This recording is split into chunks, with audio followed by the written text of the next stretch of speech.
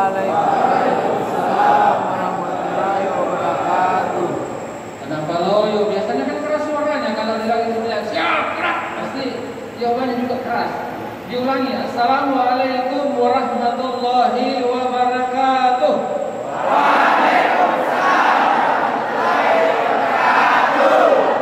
Terima kasih, saya doakan mudah-mudahan yang menjawab salam saya panjang umurnya,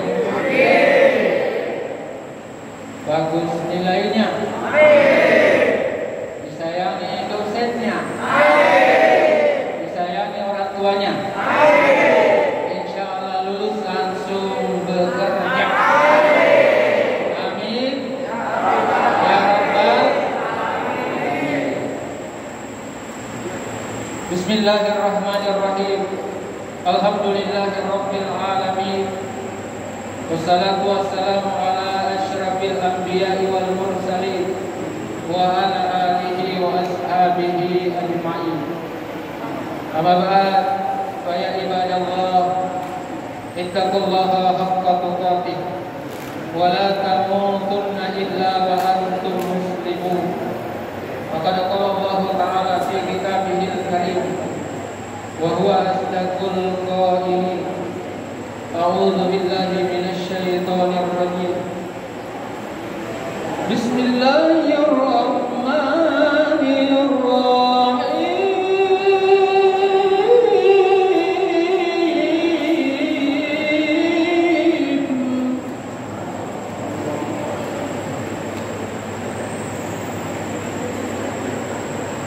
Ya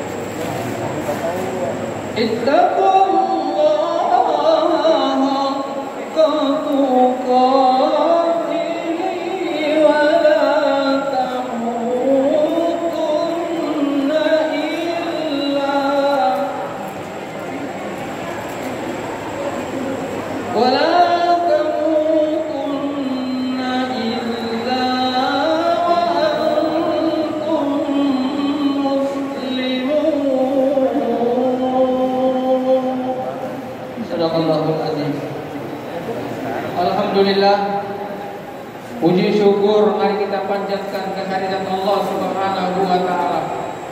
Oleh karena atas limpahan rahmat, inayah dan karunia-Nya lah sehingga pada pagi hari yang berbahagia ini kita masih bisa berada di Masjid Al-Isra. Di tempat ini dalam keadaan sehat walafiat. Salam dan salawat mari kita sama-sama kirimkan kepada junjungan kita Nabi besar Muhammad sallallahu alaihi wasallam. Allahumma sholli ala Muhammad wa ala ali Muhammad. Nabi yang diutus oleh Allah Subhanahu wa taala di permukaan bumi ini sebagai rahmatan lil alamin, sekaligus sebagai suri teladan bagi kita semua. Bapak dan adik-adikku sekalian yang dimuliakan oleh Allah Subhanahu wa taala. Pada pagi hari ini kita memperingati hari besar Islam, tahun baru Islam, yaitu 1442 Hijriah. Apa yang ingin kita perlukan jamaah yang dimuliakan oleh Allah Subhanahu wa taala sekalian tidak lain adalah perubahan. Perubahan apa yang saya maksud? Kita mau jalan lebih baik dari tahun yang lalu. Kalau tahun lalu kita malas bangun tidur, semoga di tahun ini kita rajin bangun di subuh hari. Kalau tahun lalu kita malas baca Quran, semoga di tahun ini kita rajin baca Quran. Kalau tahun lalu kita malas makan, semoga Tahun ini malas buat makan. Kalau di tahun lalu kita banyak dosa, semoga tahun ini kita diampuni dosanya oleh Allah Subhanahu wa taala. Amin, amin. Tadi subuh ada yang tidak sholat subuh? Ada.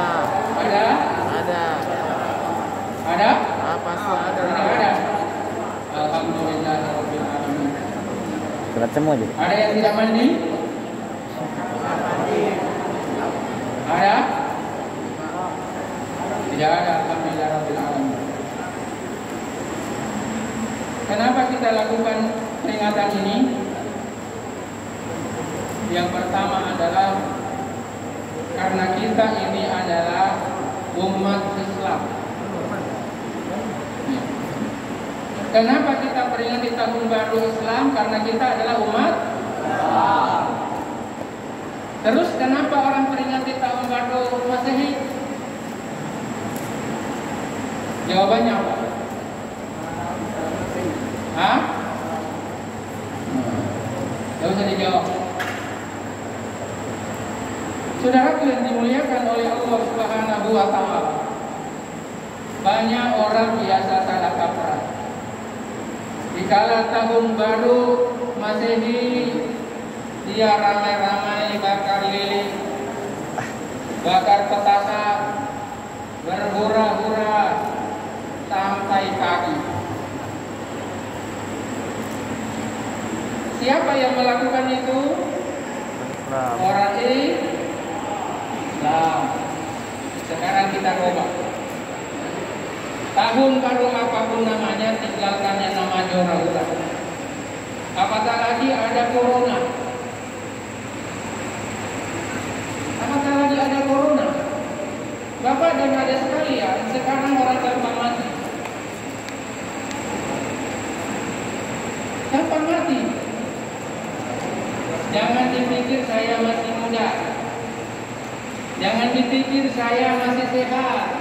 Jangan dipikir saya masih kuat.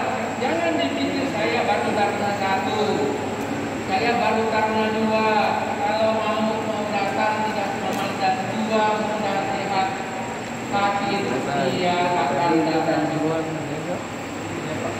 Oleh karena itu yang perlu diperhatikan sekarang adalah mari kita berdoa menjadi lebih baik. Apa yang diperbaiki? Yang pertama adalah sholatnya. Sholat kita diperbaiki, jangan lagi ada sholat bolong-bolong. Kalau tahun lalu sholatnya masih sering bolong-bolong, tahun ini diusahakan jangan ada lagi yang bolong-bolong. Begitu kedengaran suara azan, ayo semuanya berdekat. Ya sholat. Begitu panggilan mendayu-dayu, hentikan seluruh aktivitas, kita menunggu masjid. Barangkali ada yang protes, Pak, kalau dosennya lagi mengajar, acungkan tangan, Pak dosen berhenti dulu. Kalau dosennya marah, kasih tahu, Pak jangan marah, ini panggilan Allah. Jangan biarkan dosen larut dalam perbuatan dosa, sementara orang sholat di masjid dia lagi kote-kote di depan.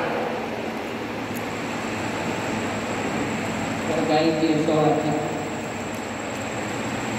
Sudah waktunya kita memperbaiki sholat ini. Kenapa? Itu moral dasar kita.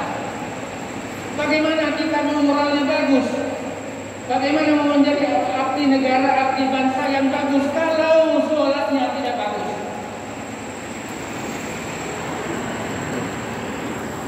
Sholat subuh jam 7, sholat zuhur jam 2, sholat asar jam 5, sholat maghrib tepat karena maghrib. Begitu sholat isya jam 4 subuh. Mana bisa moralnya bagus kalau sholatnya tidak bagus? Yang membuat moral ini bagus adalah kalau sholat itu tepat waktu.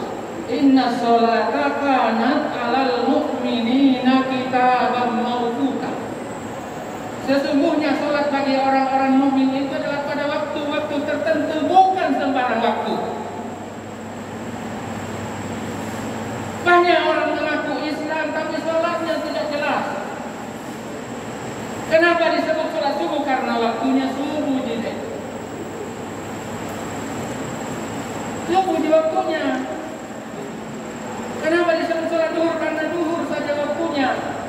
Kenapa disebut sholat asar? Karena waktunya asar. Kenapa disebut sholat maghrib? Karena waktunya maghrib. Kenapa disebut sholat isya? Karena waktunya hanya isya. Cuma kita kita kelewatan, dikasih dispensasi oleh Nabi, kita mau lebih. Mentang-mentang ada sholat jamaah, mentang-mentang ada sholat qasar, seenaknya kita menaikkan ibadah sholat.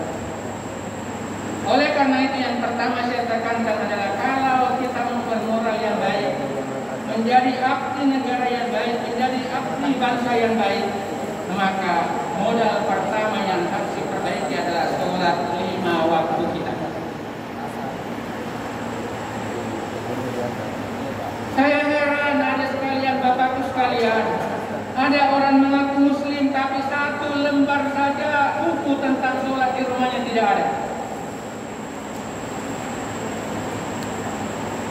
Tapi buku KUHP ada, buku cinta ada, buku yang lain bertumpuk di rumahnya, sementara namanya buku tuntunan sholat tidak ada. Walaupun sekarang bisa kita ambil lewat YouTube, bisa kita ambil lewat uang Google, tapi lebih baik Bapak beli buku tuntunan sholat. Supaya apa adikku sekalian? Supaya sholat kita bisa benar. Kita cari buku tentang sholat yang benar. Saya saja belajar Fatihah itu bukan 1 bulan, bertahun-tahun. Apakah ada Bapak pernah belajar tentang Al-Fatihah? Jangan-jangan hanya belajar lewat TK-TPA. Cari dulu. Bagaimana sholatnya bagus kalau tidak ada gurunya? Bagaimana cara berniat yang bagus? Bagaimana cara takbir yang bagus? Bagaimana cara baca doa iftitah yang bagus? Bagaimana baca Al-Fatihah yang bagus? Bagaimana ruku yang bagus? Bagaimana iktidal yang bagus? Bagaimana yang sujud yang bagus? Bagaimana dua di antara sujud yang bagus? Bagaimana yang namanya tasyahud bagus? Bagaimana yang namanya salam itu bagus dan benar? Banyak orang sholat tapi bacaannya tidak beres. Begitu baca Al-Fatihah tidak sampai 1 menit selesai. Bismillahirrahmanirrahim. Alhamdulillahirabbil alamin arrahmanirrahim maliki yaumiddin. Seperti ada yang kejar. Mau kemana? Takut sama pembina. Tidak usah takut, ada Allah Subhanahu wa taala. Takutlah kepada Allah daripada takut kepada sesama. Makan maunya 1 jam, giliran sholat 2 menit. Astagfirullahaladzim. Maka mulai saat ini sekarang saya minta kepada kita semua, termasuk saya, dikala kita sholat, ayo kita pakai tumanina. Seperti kalau kita jalan, langkahnya bergantian. Kadang kaki kanan, kadang kaki kiri itu lambat, bunyi-bunyi malah. Sama kalau kita lagi ruku, kasih tumanina. Agak lama, Allahu Akbar. Kasih rata dulu, baru naik. Jangan Allahu Akbar, Allahu Akbar, Allahu Akbar. Seperti saja ayamnya lagi mematuk. Perbaiki Fatihah kita. Kalau mau besarkan Fatihah apa wasbalanya silakan, tidak mau juga silakan. Kalau mau besarkan silakan. Bismillahirrahmanirrahim. Berhenti dulu. Jangan dicancang. Berhenti. Apalagi jadi imam. Kalau belum pernah belajar jadi imam, jangan jadi imam. Hancur imam. Tidak boleh orang sembarang jadi imam. Kita harus tahu dulu semuanya. kali dibaca Fatihahnya. Bismillahirrahmanirrahim, dengan ismi nama Lahi Allah, Bismillahi dengan nama Allah, Ar-Rahman yang Maha Pengasih, Ar-Rahim yang Maha Penyayang. Bismillahirrahmanirrahim, dengan nama Allah yang Maha Pengasih lagi Maha Penyayang. Makanya jangan dipercepat. Jangan sholat seperti ada yang dulu. Dan sholat itu bukan perlombaan. Bukan perlombaan. Dalam sholat kita harus mengerti kenapa saya harus berdiri, kenapa saya harus ruku, kenapa saya harus sujud, kenapa saya harus salam kanan, salam kiri. Buat apa?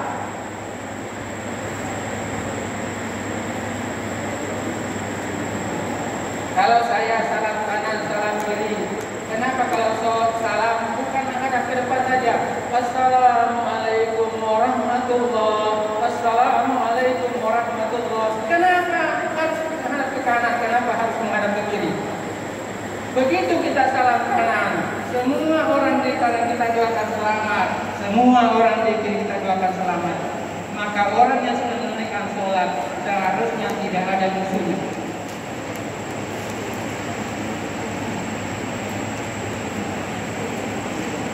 Itu yang pertama, perbaiki sholat. Itu modalnya. Apapun alasannya tidak boleh kita tidak sholat. Makanya kalau tidak bisa sholat dalam keadaan berdiri, kita bisa sholat duduk. Tidak bisa sholat duduk, kita boleh sholat dalam keadaan berbaring. Tidak boleh dalam keadaan terbaring. Masih bisa kita sholat pakai isyarat. Tidak bisa pakai isyarat dalam hati. Tidak bisa dalam hati. Tinggal innalillah wa inna ilaihi raji'un. Tidak ada alasan kita mesti tidak sholat.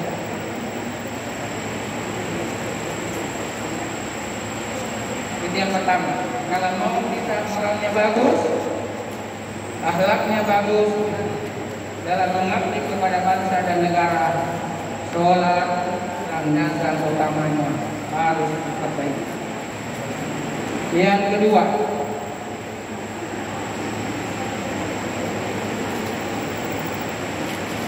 apa? Bacaan Qurannya.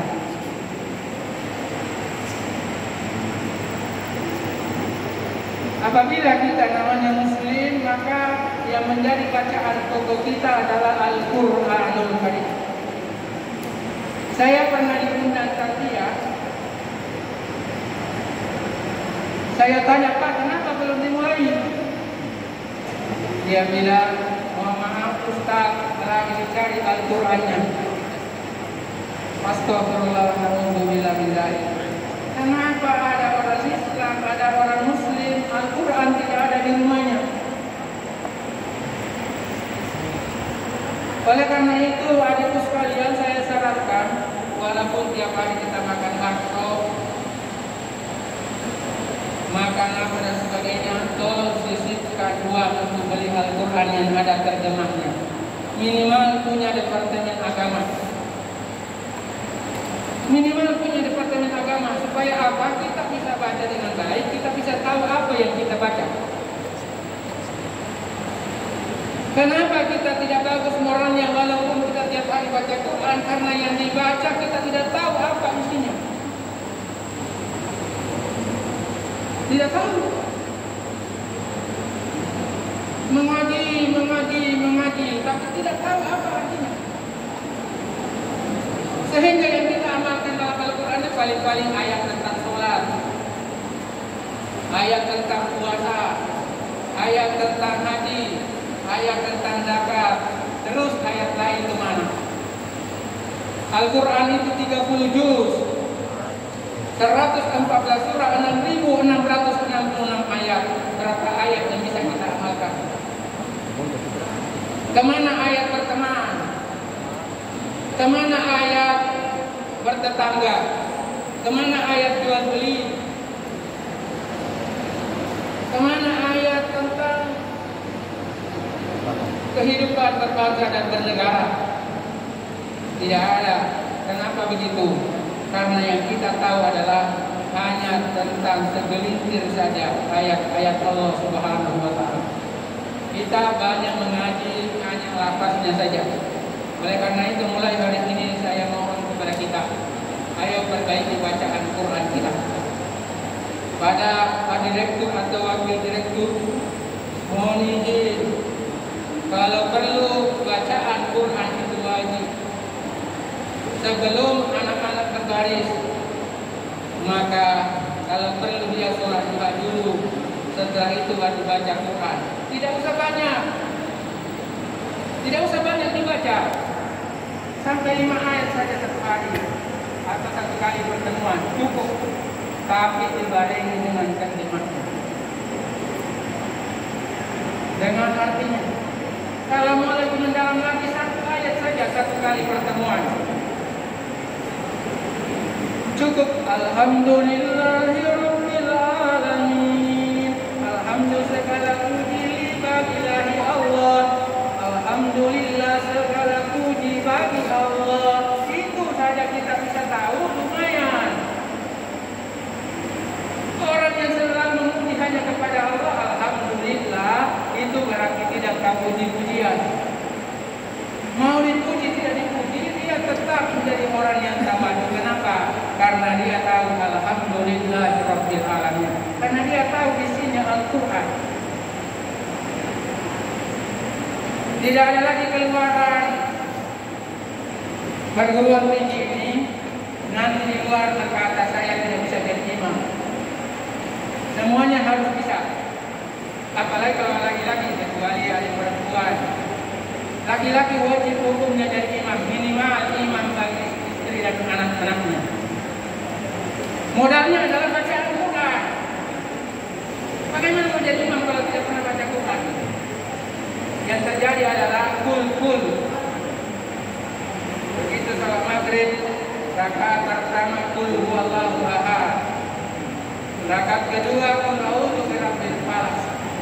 Salat isya sama, salat subuh sama, maka digelar imam kul. Itu jangan terjadi. Jangan belajar baca Quran. Walaupun kita lulusan sekolah teknik, tapi bisa belajar baca Quran dengan benar. Kenapa? Karena nanti di akhirat ini tanya kita, kamu lulusan apa? Politeknik atau dulu dikenal dengan ATKT? Tidak ada pertanyaan begitu. Yang ada pertanyaan, kamu pernah baca Quran? Tidak. Bisa tidak. Jangan-jangan dibaca Quran. Untuk menjawab itu, mulai sekarang coba perbaiki bacaan Quran. Di sela-sela waktu, setelah makan siang, setelah belajar, setelah bangun tidur, ingat jangan lupa baca Quran. Tapi ingat, sertai dengan terjemahnya. Jangan hanya lafaz. Jangan hanya lafaz. Kalau itu saya yang ada kita punya, hanya lafaz saja sampai kita mati, tidak ada yang kita tahu dalam Al-Quran. Tapi kalau setiap hari dilengkapi dengan terjemahnya, insya Allah hari demi hari kita lewati, semakin banyak kita tahu tentang Al-Quran. Yang kedua, yang ketiga, kalau kita mau bermoral yang baik sebagai landasan menjadi abdi negara yang baik dan bagi bangsa dan negara, maka kita harus berzikir kepada Allah Subhanahu wa taala kapan saja. Kenapa kita perlu berzikir? Karena zikir itu yang menolong kita dari perbuatan yang tidak baik. Di mana-mana ingat Allah. Karena Allah Subhanahu wa taala memerintahkan kita fasabih bukratan wa asila. Berzikirlah kalian di waktu pagi dan waktu malam. Atau siang, sore, semuanya ada waktu untuk berzikir. Berzikir kita di mana-mana saja, subhanallah, alhamdulillah, wala ilaha illallah, Allahu akbar. Kalau itu terus kita baca, kita akan terlindungi. Kenapa? Karena kita bersama dengan Allah. Kalau kita tidak merasa bersama dengan Allah, Allah itu tidak pernah tidur. Allah tidak pernah mengantuk. Allah tidak pernah lalai melihat kita. Kalau cuma merasa diawasi oleh Pak Sapam atau sama pembina atau sama pemimpin terbatas, kalau pemimpinnya ngantuk, bisa kita merokok lagi. Tapi kalau kita merasa diawasi oleh Allah Subhanahu wa Ta'ala, Allah itu tidak pernah tidur. Allah akan mana? Allah senantiasa melihat kita. Allah senantiasa mendengar apa yang kita lakukan dan ucapkan. Kenapa dulu barangkali kita tidak percaya? Kalau CCTV Allah itu ada. Sekarang baru kita sadar setelah ada CCTV-nya manusia. Kalau CCTV manusia saja canggih, coba bagaimana renungkan bagaimana canggihnya CCTV Allah. Pasti lebih canggih. Di Korlantas Polri di sana, Korlantas Polri di kepolisian, ada CCTV yang bisa memantau dari Jakarta sampai Aceh, dari Jakarta sampai Jawa Timur, Jawa Barat, semuanya sampai Bali bisa dimonitor kalau lagi macet lagi. Itu punya manusia. Bagaimana kalau punya Allah? Sekarang di Makassar banyak traffic light dipasangi CCTV. Saya bilang kata lampu merah yang terkenal. Itu ada CCTV. Barangkali kita tidak sadar kalau CCTV itu berfungsi dengan baik. Setebal kaca film apapun kita punya bisa tembus. Maka jangan heran kalau suatu saat ada orang pos datang antar surat tilang ke rumah kita. Ternyata lewat CCTV. Begitu kita di lampu merah, kita tidak pakai tikel, di zoom, masuk, kita difoto, lalu foto print, lalu dicari, dilihat dari mobilnya, oh alamat borong, oh alamat ATKP, nah dikirim ke alam kita. Masih penting kalau yang kita temani istri kita atau anak kita. Kalau istrinya orang, kaget orang di rumah kita, waduh, siapa kita temani Pak? Nah itu karena CCTV manusia hebat. Coba kita renung-renungkan bagaimana CCTV yang Allah. Allah berpesan ya takuna minan nas. Kalian bisa bersembunyi dari manusia. Tapi kata Allah ya wala ya takuna minallah, kata kalian tidak bisa bersembunyi dari Allah. Tidak bisa. Maka kalau mau akhlak dan moral kita bagus, zikir itu harus diperbaiki. Lewat zikir itulah kita merasa selalu bersama dengan Allah. Baca zikir Subhanallah, Maha Suci Allah, Alhamdulillah, segala puji bagi Allah, Allahu Akbar, Allah Maha Besar, La ilaha illallah, tiada Tuhan selain Allah. Itu zikir-zikir yang boleh kita amalkan setiap saat. Ada orang, tidak ada orang, lagi ramai, tidak ramai, ada pekerjaan, tidak ada pekerjaan, zikir itu tetap tergelora dalam dada kita, dalam lewat hisab kita, walaupun tidak teriak-teriak. Suatu saat ada orang tukang becak ditabrak oleh orang jalan kaki, ditabrak oleh tukang becak. Lalu saya tanya, ini orang yang ditabrak tidak jatuh, tukang becaknya yang jatuh, aneh kan yang ajaib. Lalu saya tanya itu orang tua, Pak tua kenapa waktu ditabrak becak tidak jatuh? Jawabannya satu, saya bersama dengan Allah. Luar biasa. Saya bilang kok bisa?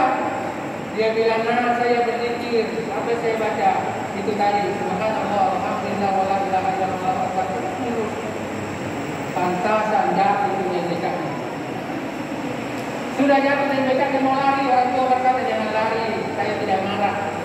Tidak ada satu pun yang terjadi kecuali atas izin Allah Subhanahu wa Ta'ala. Dua tidak saya jawabannya. Karena dia bersama dengan Allah. Kalau ini adikku sekalian, tanamkan pada diri adikku sekalian bahwa saya dalam monitor Allah Subhanahu wa Ta'ala insya Allah dimanapun adik berada dalam lindungan Allah Subhanahu Wa Taala.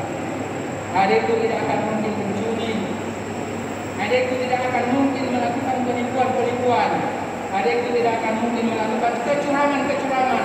Karena apa? Sadar kalau Allah melihat kita kapan saja dan di mana saja. Sadar kita wahai adikku sekalian, jangan ambil dunia terlalu banyak. Berat tanggung jawabnya di hadapan Allah Subhanahu Wa Taala.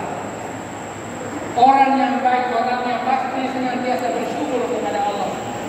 Tapi orang yang moralnya jelek, pasti dia kufur kepada Allah.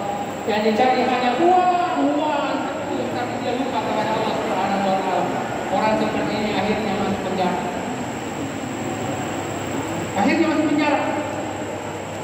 Jangankan pertanyaan malaikat, pertanyaan KPK saja susah. LHKPN yang punya KPK laporan kekayaan harta pejabat negara, laporan kekayaan pejabat negara itu susah dijawab. Formulirnya terlalu banyak. Bagaimana kalau punyanya Allah? Ada satu mobil pertanyaan banyak. Mana dibeli, dari mana belinya? Siapa nama di STK-nya, siapa nama di TKP-nya? Susah jawabnya kalau itu formulirnya KPK. Tapi coba renungkan bagaimana kalau formulirnya pertanyaan dari Allah. Susah jawab. Oleh karena itu sadarkan diri kita harus senantiasa bersama dengan Allah. Caranya bagaimana? Tidak lain adalah berzikir kepada Allah Subhanahu Wa Taala. Itu modalnya zikir. Mau keluar rumah berdoa. Modalnya karena Nabi begitu, tidak satu pun pekerjaan Nabi tidak ada doanya. Tidak satu pun, semuanya ada doanya. Mau makan berdoa, selesai makan berdoa. Mau tidur berdoa, selesai tidur berdoa. Mau keluar rumah berdoa, datang di rumah berdoa. Mau masuk kamar mandi berdoa, keluar kamar mandi berdoa. Semuanya ada doanya, tidak satu pun yang tidak dengan doa. Itulah hebatnya Nabi. Kenapa? Karena dia merasa ada Allah Subhanahu Wa Taala. Dia tidak merasa bisa sendiri. Kenapa kita tidak mau berdoa? Karena kita merasa bisa. Nanti butuh baru memohon kepada Allah Subhanahu Wa Taala. Oleh karena itu Bapak dan Adikku sekalian, yang ketiga ini adalah saya pesankan, jangan lupa senantiasa berzikirlah kepada Allah Subhanahu Wa Taala.